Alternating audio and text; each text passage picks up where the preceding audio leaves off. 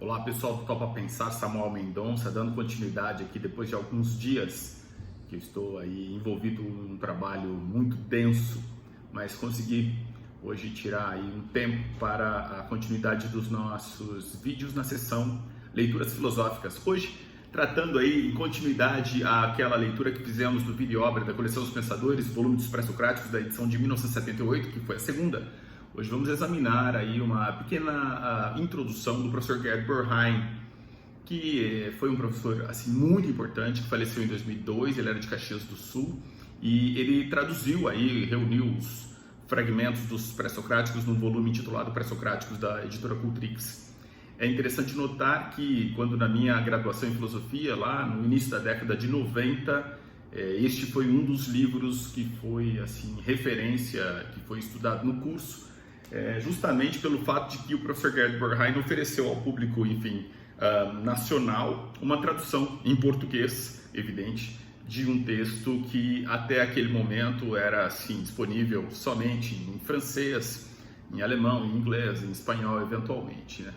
Quase que você não tinha, havia de fato uma lacuna nesse sentido. E é também interessante notar a advertência que ele faz já no próprio livro, faz uma advertência a essa edição, dizendo de onde que ele, tirou essas traduções, e aí a referência é a mesma que nós vimos lá com o professor Mota Peçanha, que é daquela organização do DIUS, e é aquela organização que não correspondeu a todos os fragmentos. Ele diz que acaba excluindo alguns autores aí menos importantes, mais importantes, mas tem uma nota muito interessante que ele faz em relação aos doxógrafos, e aí é assim uma nota que acho que vale a pena a gente observar. Por quê? Porque esses autores que acabam, de certo modo, preservando os escritos dos pré-socráticos, lá dos helênicos, e é por meio destes que nós temos acesso, ele faz referência de que é preciso ler estes doxógrafos, aquilo que eles apresentam de contextos dos pré-socráticos, de forma crítica, porque em muitos casos eles não tinham sequer acesso ou uma densidade ou um aprofundamento, da mesma forma que o professor Gerd Börheim também assume não ter feito esse trabalho, por exemplo, de cotejo, de comparação, depois dessa disponibilidade da obra do Dios, dos pré-socráticos, com outros tradutores. Ele acaba dizendo que não fez isso. Então aqui se trata, enfim, de uma apresentação de textos dos pré-socráticos por um público iniciante, no sentido de oferecer alguma contribuição, mas a gente já observa que há algumas noções que devem ser lidas de forma crítica, né? E isso, evidentemente, que não tira o mérito. Muito ao contrário, acho que até isso deixa a evidência do mérito. Uma pequena parte dessa advertência eu vou ler aqui. Ele diz: em verdade, os chamados doxógrafos constituem um valioso capítulo da história das interpretações sofridas pelos primeiros filósofos gregos e por isso não devem ser aceitos pacificamente, sem espírito crítico. A nossa seleção, necessariamente incompleta, evidente, não trata de reconstruir através dos doxógrafos uma doutrina unitária. Ela busca, modestamente, oferecer alguns textos que permitem um estudo mais crítico do pensamento pré-socrático. E daí ele segue, e vale a pena esse trecho só para finalizar, são 2 parágrafos. O primeiro, as breves observações que antecedem os fragmentos de cada filósofo não pretendem, é claro, ser um resumo da perspectiva doutrina. São apenas algumas informações sobre a vida e a obra que talvez ofereçam alguma utilidade ao iniciante. E também devemos lembrar ainda as singulares dificuldades que acarretam uma tradução desse gênero. Para nenhum outro caso da literatura filosófica vale um modo tão violento a assertiva de que toda tradução é necessariamente uma interpretação. É claro que aqui a referência a uma conhecida construção italiana, né? Traditori, tradutori, tradutori, traditori, de que toda tradução é uma traição, e efetivamente uma traição acaba, de certo modo, referindo-se a uma tradução em última instância. Então não se pode fazer uma tradução sem interpretar, por mais que se tente fazer uma tradução literal, isso praticamente não é possível porque o contexto é outro. E aí ele segue: as divergências existentes entre os maiores tradutores permitem-nos glosar de um modo mais crítico o nosso trabalho de tradução. Enfim, isso é uma advertência inicialmente ao que ele faz, mas o que eu gostaria de chamar a atenção neste momento, na nossa sessão leituras, é sobre o conceito de filosofia. ele vai iniciar a sua introdução, e aí essa introdução, é claro que não vai ser possível que a gente faça a leitura toda hoje, poderia ser, mas para não ficar tão extenso o vídeo, talvez precisemos de um ou outro dia, mas o que eu quero chamar a atenção é que a organização é praticamente a mesma do início do texto lá que nós tivemos do professor Mota Peçanha, da coleção Os Pensadores. Especificamente em relação ao que ele lá chamou de orientalismo e ocidentalismo, isso vai aparecer aqui com uma outra roupagem. E uma acepção muito clara em torno do ocidentalismo ou da ideia de que a filosofia se caracteriza eminentemente por uma perspectiva grega. E aí eu tenho as minhas ressalvas particulares, né? Quando estava justamente no início do curso de graduação em filosofia, eu tinha um envolvimento ainda maior com as artes marciais e, portanto, não exatamente com textos filosóficos do Oriente, mas pelo menos com alguma ideia do que poderia ser aquilo. E, portanto, eu tinha uma dificuldade gigante de olhar a filosofia como essa construção eminentemente grega, como vai tentar fazer transparecer o professor Gerd Bornheim, como outros filósofos o fazem também. E ele tem argumentos para isso, não é? E é interessante que é possível usar estes mesmos argumentos para exatamente fortalecer o orientalismo. Ou seja, a ideia de justamente considerar aquela influência toda que teve o Oriente, especialmente a Índia e também a Ásia, no seu sentido amplo, em relação ao início da filosofia. Sigamos. Eu vou chamar aqui de item 1 como primeiro parágrafo, mas é simplesmente uma organização que eu fiz na minha leitura desse texto. Está todo grifado lá da época do início dos anos 90. Se compreendermos a filosofia em seu sentido amplo, como concepção de vida e de mundo, poderemos dizer que sempre houve filosofia. Então, aqui é uma observação interessante. Alguém pergunta, o que é filosofia? Filosofia é aquilo que diz respeito a uma visão de homem e mundo. Então, sempre houve, e houve em qualquer tipo de cultura. De fato, ela responde a uma exigência da própria natureza humana. Que natureza é essa? O próprio homem. Imerso no mistério do real, vive a necessidade de encontrar uma razão de ser para o mundo que o cerca e para os enigmas de sua existência. Nesse sentido, todo povo, por primitivo que seja, possui uma concepção de mundo. Mas, aqui tem uma conjunção adversativa, e aí vem o que importa para ele. Mas, se compreendermos a filosofia em um sentido próprio, isto é, como resultado de uma atividade da razão humana que se defronta com a totalidade do real, torna-se impossível pretender que a filosofia tenha estado presente em todo e qualquer tipo de cultura. Então, veja, a construção inicial permite sim pensar a filosofia presente em qualquer tipo de cultura, a conjunção adversativa para dizer que ela tem uma roupagem muito própria, muito singular, e que aí não é possível dizer e atribuir a filosofia a qualquer cultura. O que a história nos mostra é exatamente o contrário. Olha aqui a força do argumento, né? Podemos concordar ou discordar. Para discordar, a gente vai ter que apresentar um contra-argumento igualmente forte. Qual seja, a filosofia é um produto da cultura grega, devendo-se reconhecer que se trata de uma das mais importantes contribuições daquele povo antigo ao mundo ocidental. É evidente que ele, para aqui afirmar que a filosofia é um produto da cultura grega, ele está se valendo de autores que estão exatamente dentro desse mesmo universo. Aqui como pano de fundo tem Hegel, aqui como pano de fundo tem Heidegger. Nós sabemos muito bem de onde, enfim, que são plantadas essas compreensões ou esses argumentos. Seguindo, a filosofia teve o seu início nas colônias da Grécia, lá no século VI e V a.C. Assim, a filosofia grega se desenvolve da periferia para o centro, concentrando-se em Atenas somente mais tarde que os sofistas e os filósofos chamados socráticos. E aqui devemos assinar a um primeiro problema importante, qual seja o da origem da filosofia grega e da influência do Oriente. Veja que aqui vai aparecer a questão do Oriente. Então, ela no primeiro parágrafo aparece de forma diluída, aqui de forma precisa, e depois ela avança, e ele vai, ao mesmo tempo que reconhecer essa influência, mostrar que é uma influência importante, não se trata de não reconhecer, mas ao mesmo tempo de mostrar a marca tipicamente helênica. Vamos lá. O primeiro problema, que é o da origem, etc., e da influência do Oriente. A florescente navegação e a rica atividade comercial das colônias jônicas da Ásia Menor punham-nas em contato com os povos do Egito, da Fenícia e da Mesopotâmia. E a influência desses povos vizinhos sobre o processo de formação da filosofia grega não pode ser ignorada. Aqui, referências à mesma coisa que nós vimos lá no texto do professor Peçanha. A opinião dos autores, aqui é muito interessante, né? Você veja aqui como que nós evoluímos. Esse tipo de construção é frágil. A opinião dos autores sobre este problema, sobretudo no século passado, e aí evidentemente que aqui é um texto do século XX, está falando do século XIX, debatia-se entre duas teses extremas. E aí ele está concordando com o professor Mota Peçanha. A primeira, que é a questão do orientalismo e do ocidentalismo. Veja que ele vai construir de outra maneira.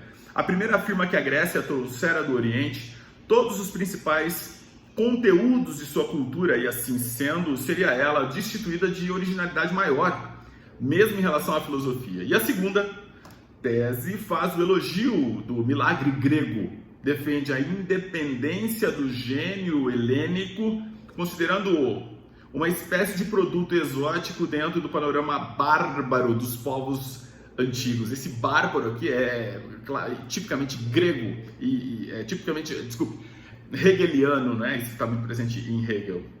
Suas teses são teses exacerbadas que hoje vêm sendo substituídas por uma visão mais equilibrada. Então, ele também está falando aqui das duas tendências, né? Do ocidental, não usando esses termos que o Mota Peçanha se utilizou, mas veja aqui a primeira fragilidade.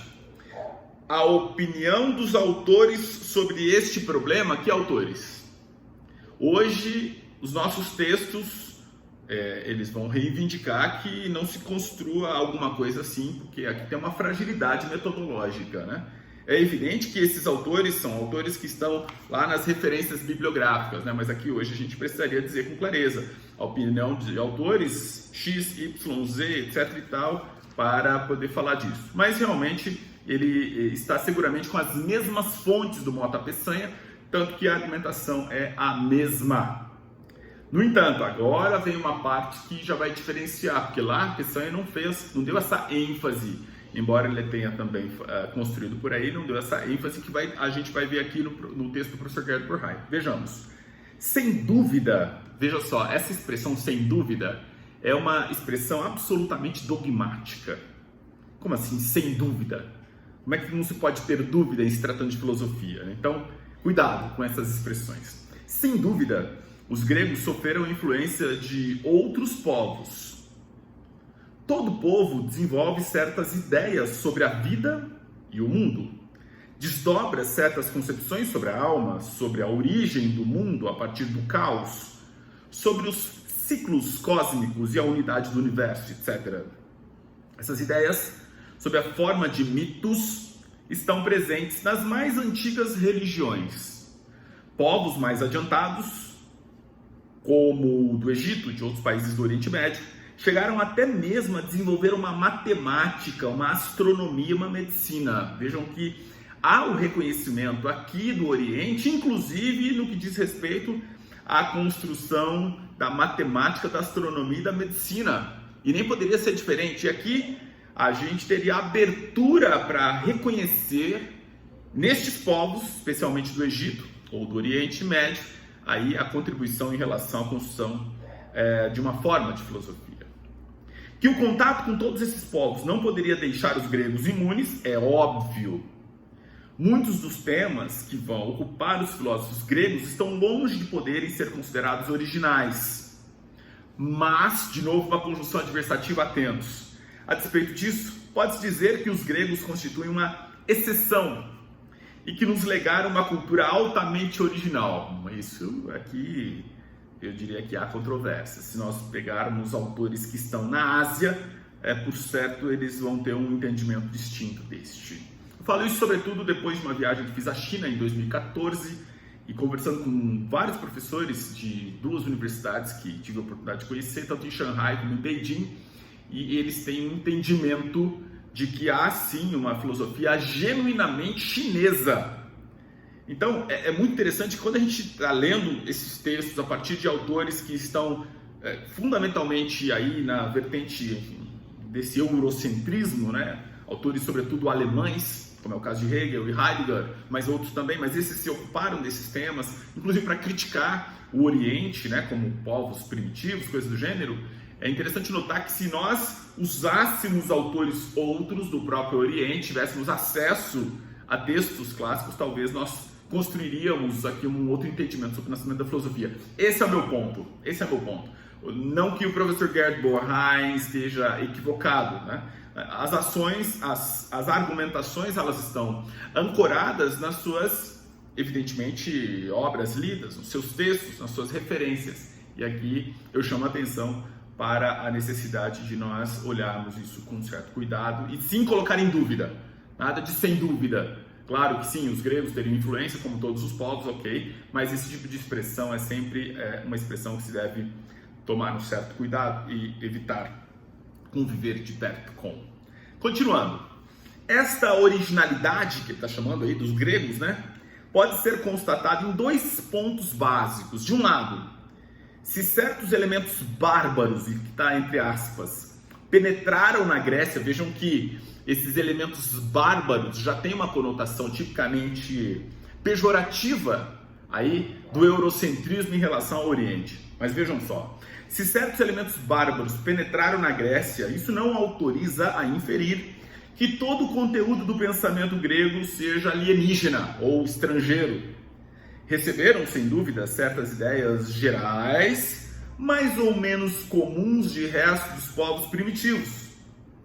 Dos povos mais adiantados receberam certa ciência, mas seria absurdo pretender que se tenham limitado ao recebido de fora. Então veja que interessante, de um lado, tanto a admissão de uma influência do que eles estão chamando de bárbaros, que são povos menos desenvolvidos, como de povos mais desenvolvidos, que teria aí alguma ciência, como é o caso do Egito especificamente.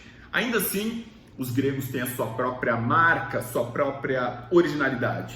Seguimos. Estes conteúdos todos funcionavam mais como um ponto de partida de forma alguma. Desculpem. Esses conteúdos todos funcionaram mais como um ponto de partida que de forma alguma é incompatível com a rica contribuição do povo grego. Se compararmos a cultura grega com outras culturas da época, por exemplo, as diferenças revelam-se mais acentuadas do que o possam ter de comum. Então aqui o primeiro argumento é esse de que sim, os povos gregos, os helênicos, houve de fato a influência de povos outros, que eles estão aqui até fazendo uma distinção de um lado bárbaros e outro mais desenvolvidos. Ainda assim você tem diferenças e singularidades típicas e portanto você tem a ideia de algo genuíno, né? Algo próprio, que seriam o início do pensamento propriamente grego. Segundo argumento, por maior que tenha sido o impacto do não grego sobre o grego, o surto da filosofia jamais se poderia explicar pela simples coincidência de conteúdos. O que importa salientar é que se instaura na Grécia um tipo de comportamento humano mais acentuadamente racional. Aqui é uma definição muito interessante, presente lá em Hegel e também em Heidegger, que a filosofia grega tem a marca na racionalidade. E é interessante notar porque este tipo de argumento está sugerindo que dos povos asiáticos o pensamento não era tão assim racional. Mesmo que não se admita nesses termos, é um pouco assim, diria, o pano de fundo. Cuidado! E aí vem a sequência. Este maior respeito à dimensão especificamente racional do homem, sem o qual é impossível pensar o surto da filosofia que caracteriza o povo grego. Aqui ele vai diluir a crítica. Primeiro, dizendo claramente que o grego é efetivamente aquele que vai ter um comportamento humano acentuadamente racional. Depois ele vai agora puxar um pouco o freio, vejam só. Evidentemente, nesse ponto, também se devem evitar categorias absolutas. Não se trata de contrapor os gregos aos outros povos como se fossem destituídos de racionalidade. Não se trata. Claro que se trata. Não é de outra coisa que está se falando aqui. Mas, de novo, a condição adversativa. Mas, diante do real, os gregos não se limitaram a uma atividade prática ou a um comportamento religioso. Ao lado disso, souberam assumir um comportamento propriamente filosófico. A pergunta filosófica exige uma postura puramente intelectual. Sem esta maior autonomia do comportamento racional, não se poderia compreender o surto da filosofia grega. Por isso, em seu sentido forte e específico, aqui é a afirmação que é marcante dele, desse momento. A filosofia é um produto original da cultura grega. Então é isso que é. A construção argumentativa é essa. Cremos que Nietzsche resumiu o problema através de uma frase famosa, citando Nietzsche: outros povos nos deram santos, os gregos nos deram sábios. Fim de citação. Mas, de novo, uma conjunção adversativa.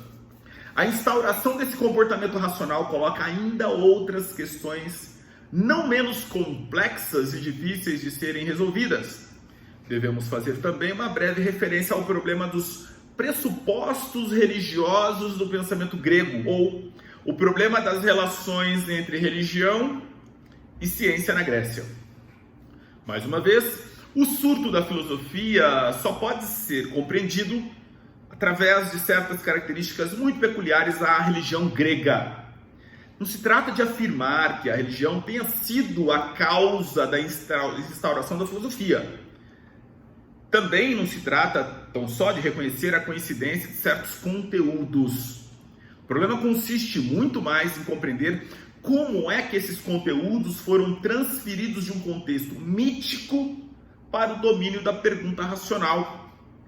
Quando Tales afirma que a água é o elemento primordial de todas as coisas, há nisso uma clara ressonância do mito homérico, que mergulha, por sua vez, nas mais primitivas crenças religiosas. Isso está presente lá no texto Mota Peçanha.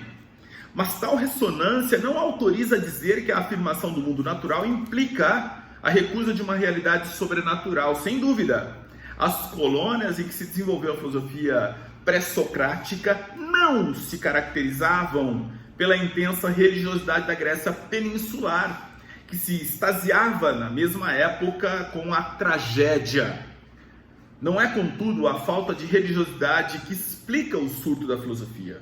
Então, não é a falta de religiosidade que obriga o homem das colônias a viver mais por si e a desenvolver uma certa ousadia intelectual.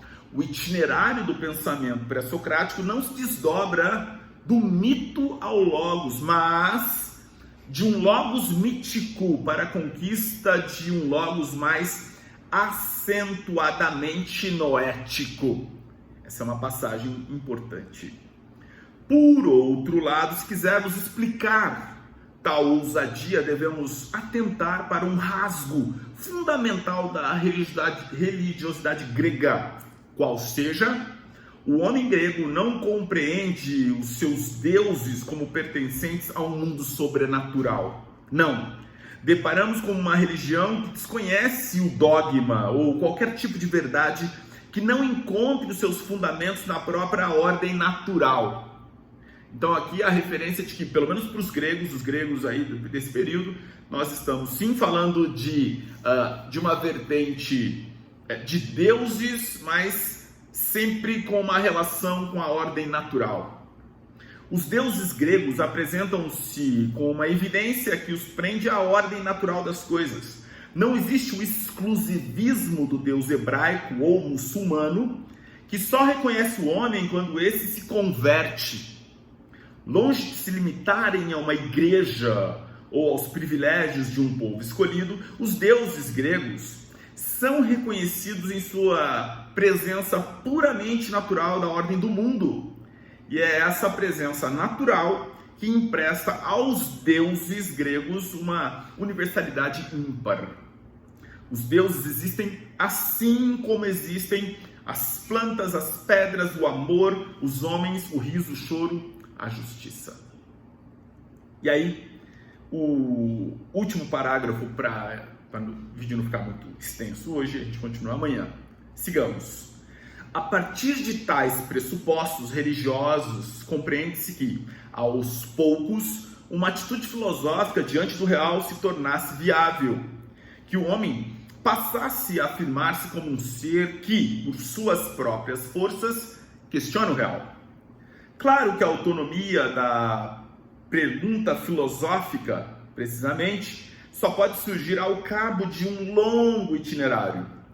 Se em Homero o poeta se esconde, o anônimo, atrás dos feitos dos deuses e dos heróis, já em Hesíodo se apresenta como homem e quase que constrói a seu modo uma teogonia. Dessa forma, a atividade racional do homem se afirma como uma intensidade crescente até atingir, ao tempo dos pré-socráticos, o seu primeiro momento de maturidade. John Burnett, um dos autores aqui que é referência tanto dele como do professor Peçanha, chama a atenção para um fato de que os primeiros filósofos usam até mesmo a palavra Deus em um sentido não religioso. Isso está no livro dele, A Aurora da Filosofia Grega, texto em francês. Se o pensamento filosófico é, em certa medida, condicionado pela religião, esta passa agora a sofrer o impacto da filosofia com os pré-socráticos. Enfim, é uma primeira parte aqui, o ponto fundamental da nossa sessão de hoje é o esclarecimento em torno do que vem a ser a filosofia e como é que nós pensamos precisamente o conceito de filosofia. Já vimos isso nas outras sessões, leituras filosóficas. Eu recomendo que vocês acompanhem cada um daqueles episódios, evidente que se tiverem interesse, né? Isso aqui não é para qualquer pessoa. E, ao mesmo tempo, a ideia é que a gente continue nesse contexto todo. Quero também depois fazer alguns comentários, tanto do professor John Burnett, como também do Gerard Legrand, que são autores que, de certo modo, nos dão aí bases, balizas, referências para essa construção de contexto, para a leitura dos pré-socráticos. Então, a gente, evidentemente, que vai enfrentar a leitura diretamente. Quero fazer a seleção de alguns dos fragmentos de pré-socráticos. Tem mais fragmentos, como é o caso de Heráclito, por exemplo, mesmo de Parmênides, mas de outros a gente pode ler completo, porque são poucos os textos que nós temos acesso. O fato é que, por meio dessa sessão Leituras Filosóficas, a gente possa nutrir e também aproveitar essa própria plataforma do YouTube para que mais pessoas possam se interessar pela filosofia. Caso você conheça alguém que possa se interessar por filosofia, aqui é o canal Topa Pensar. Grande abraço e até amanhã. Mais.